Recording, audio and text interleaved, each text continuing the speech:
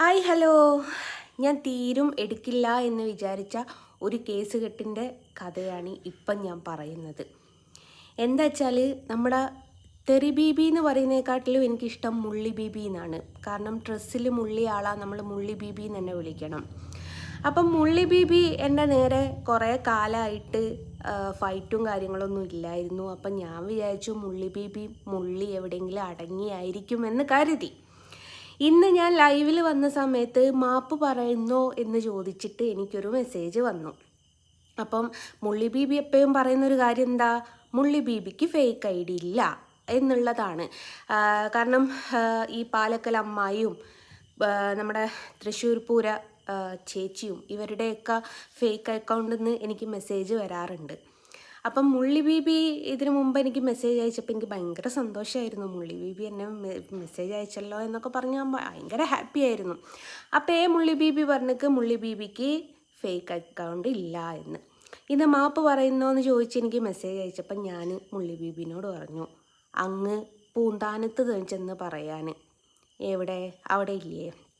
അപ്പം മുള്ളി ബീബി ഇതുവരെ പുലിയായിരുന്നു എന്നുള്ളതായിരുന്നു ഞാൻ വിചാരിച്ചൊരു കാര്യം. കാരണം മുള്ളി ബീബിക്ക് ഒരുപാട് ഫിസിക്കലി പ്രോബ്ലംസ് ഉണ്ട്. അതിനെയൊക്കെ വെല്ലാനായിട്ട് ദൈവം ഒരു നാക്ക് കൊടുത്തിട്ടുണ്ടല്ലോ.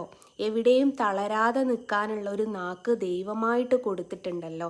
അപ്പോൾ ആരെയും ഫൈറ്റ് ചെയ്ത് എന്ന് വെച്ചാൽ ഒരു മനുഷ്യൻ നേരെ വന്ന് നിൽക്കുമ്പോൾ ഫൈറ്റ് ചെയ്യുന്നതിനെക്കാട്ടിലും ഇരട്ടിയായിട്ട് നാവ് കൊണ്ട് ഫൈറ്റ് ചെയ്ത് ജീവിക്കുന്ന ഒരു മുള്ളി ബീബിയാണ് എന്നുള്ള ഒരു ചിന്താഗതിയോടുകൂടിയായിരുന്നു ഞാൻ ഈ തെറിത്തള്ളനെ തലയിൽ വെച്ച് കൊണ്ടുകൊണ്ട് നടന്നത്.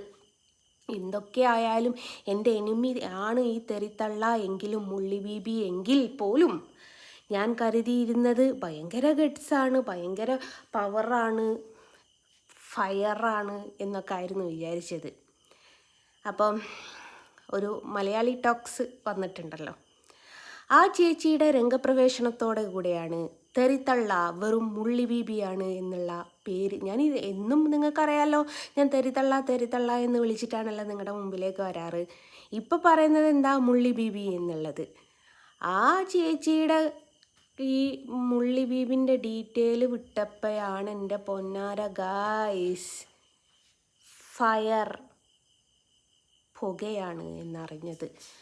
കാരണം തീ കത്തും, കെട്ടുപോയാൽ പുക മാത്രമേ ഉണ്ടാവുള്ളൂ. ആ പുകയാണ് ഇപ്പോൾ പുകഞ്ഞുകൊണ്ടിരിക്കുന്നത്.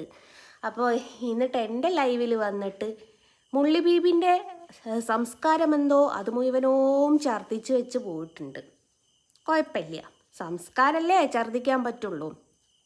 അപ്പോൾ മുള്ളി ബീബിനെ പറ്റി ഞാൻ പറയില്ല എന്ന് വിചാരിച്ചു. ഞാൻ വിട്ട കേസാണ്, എങ്ങനെയെങ്കിലും പേച്ച് പൊക്കോട്ടെ എന്ന് വിചാരിച്ചു. കാരണം മുള്ളി ബീബി ഞാൻ തമ്മിലൊരു ബന്ധമുണ്ടേ. മുള്ളി ബീബി എന്നെ ഒന്ന് അമ്മായിയമ്മ അല്ല എന്നെ മരുമകളാക്കാനും 31 അമ്മായിയമ്മ ചമയാനും ശ്രമിച്ചിട്ടുണ്ടായിരുന്നു. അതെത്ര പേർക്കറിയാമെന്നുള്ളതൊന്നും എനിക്കറിയത്തില്ല. അപ്പോൾ ആ ഒരു റിലേഷൻ ഞങ്ങൾ തമ്മിൽ ഉള്ളത് കൊണ്ട് ഞാൻ പിന്നെ എൻ്റെ അമ്മായിയമ്മനെ ഇങ്ങനെ വെറുതെ വെറുപ്പിക്കണ്ട എന്നുള്ളത് കൊണ്ടും ഞാനതങ്ങ് വിട്ടേച്ചതായിരുന്നു. ഇപ്പം എന്നെ വന്ന് ചൊറിഞ്ഞത് കൊണ്ട് മാത്രം ഞാൻ ഇതിൽ വന്ന് 2 വർത്തമാനം പറയുന്നു എന്നേ ഉള്ളൂ. ഏതായാലും മുള്ളി ബീവിൻ്റെ സകല ഡീറ്റെയിലും പുറത്ത് കൊണ്ടുവരുന്ന ആ ചേച്ചിനോട്, ചേച്ചി നിങ്ങൾക്കൊരു ബിഗ് സല്യൂട്ട് തന്നെ ഉണ്ട് കേട്ടോ.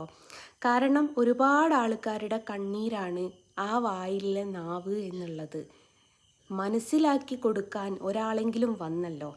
പലരോടും എരന്നിട്ട് ജീവിക്കുന്ന നേരം കൊണ്ട് 2 ആൺകുട്ടികളില്ലേ, ജോലിക്ക് വിട്ടൂടെ, തൊഴിലുറപ്പിനെങ്കിലും വിട്ടൂടെ? ഒന്ന് മരഭൂതം പോലെ ഉണ്ടല്ലോ, ഒന്ന് തട്ടിച്ച് ആനനെ പോലെയുള്ളൊന്ന്. അവന് മറ്റേ മരമില്ല കൊണ്ട് ചീരിച്ചാൽ തന്നെ കിട്ടൂലേ നിങ്ങൾക്കൊരാഴ്ചത്തേക്കുള്ള ചിലവിൻ്റെ പൈസ? അങ്ങനെയെങ്കിലും ചെയ്തൂടെ?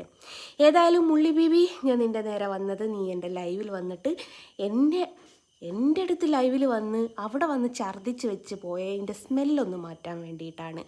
അപ്പം തെറിത്താത്തെ, നിൻ്റെ പുതിയ പേര് മുള്ളി ബീബി. നമസ്കാരം.